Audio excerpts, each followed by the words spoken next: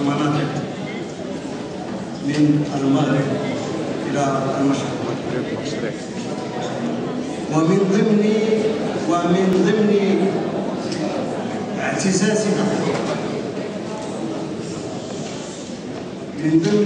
اعتزازنا أن الشبكة أو التنسيقية المغاربية لحقوق الإنسان أنشئت وخلقت في مسار بناء المنتدى الاجتماعي المغاربي. وأكيد أننا نسير في اتجاه نحو تقوية العلاقة بين الحركات النسائية، وكذلك سنرى أننا نسير وقبل المنتدى الاجتماعي الدولي إلى تشكيل شبكة وتنسيقية حول الحقوق الاقتصادية والاجتماعية والبيئية. طارق، لك الكلمة باسم التنسيق.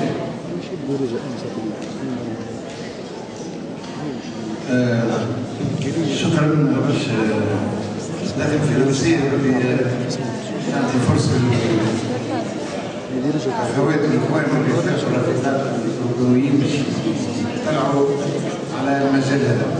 Je vais donc intervenir, si vous le permettez, je serai très bref parce que il est temps d'aller faire autre chose que de parler. Pour vous parler de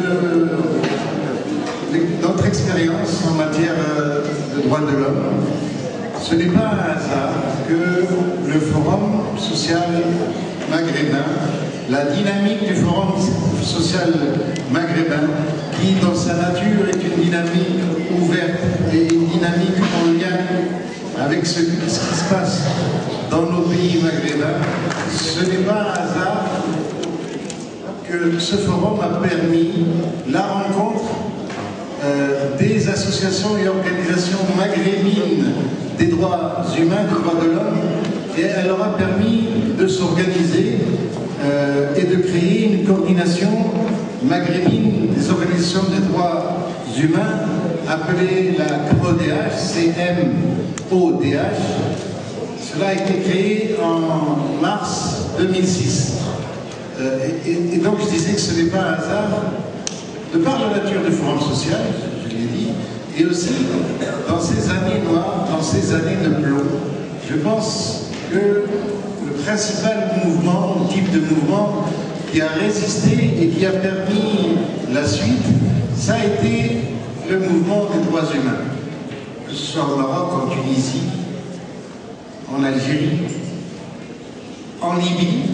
On a eu la chance de pouvoir fréquenter des démocrates et des droits de l'hommistes libyens pendant ces années, et nos camarades de Mauritanie aussi, et bien sûr l'immigration maghrébine qui est énorme, c'est quand même plus de 10% de nos peuples respectifs. Donc tous ces gens-là se sont battus ils étaient à la pointe. Ils étaient à la pointe, de mon point de vue, de ce qui a permis de passer à une étape radicalement différente, de nous retrouver ici, suite à la révolution qu'il y a eu en Tunisie. Vous imaginez qu'on est là à Monastir en train de parler d'une manière librement. Et donc les organisations de droits de l'homme, parce qu'elles croient à l'idéal maghrébin, parce que l'idéal maghrébin est très difficile, peut-être que vous avez eu connaissance de la polémique qu'il y a eu en Tunisie suite à quelque chose qui nous semblait aller de soi, c'est-à-dire permettre à tous les Maghrébins de circuler librement, où nous, association de droits de l'homme, nous avons entendu des commentaires qui nous rappelaient des commentaires racistes de Le Pen, parce qu'on n'est pas d'accord politiquement avec un gouvernement, on se lâche et on permet de dire n'importe quoi. Je crois que le Maghreb, on a le droit de circuler. Le Maghreb, c'est malgré toutes les difficultés, on n'a pas le droit de rajouter de la difficulté à la difficulté. Je crois que chaque fois qu'il y a un homme politique, chaque fois qu'il y a un courant politique, chaque fois qu'il y a un État qui se rapproche vers notre idéal maghrébin, on n'a pas le droit de lui tourner le dos au nom de règlements de compte politique. on doit l'encourager vers la liberté de circulation qui est une des libertés fondamentales. Nous avons donc, nous sommes créés, nous étions 14 au départ, nous sommes maintenant 24. Il y a des associations membres, des associations observatrices. On se réunit autant que les moyens nous le permettent.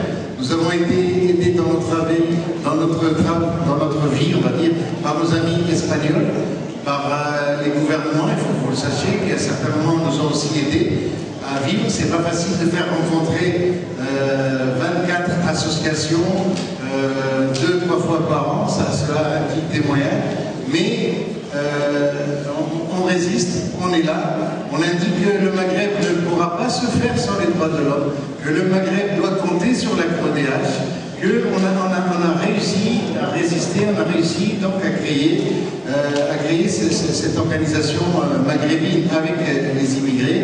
Notre référentiel, il est à la fois simple et compliqué, ce sont les déclarations universelles écrites, vérifiées concernant les droits humains. Tous les droits humains, tout ce qui est écrit, ce qui est facile et ce qui est moins facile.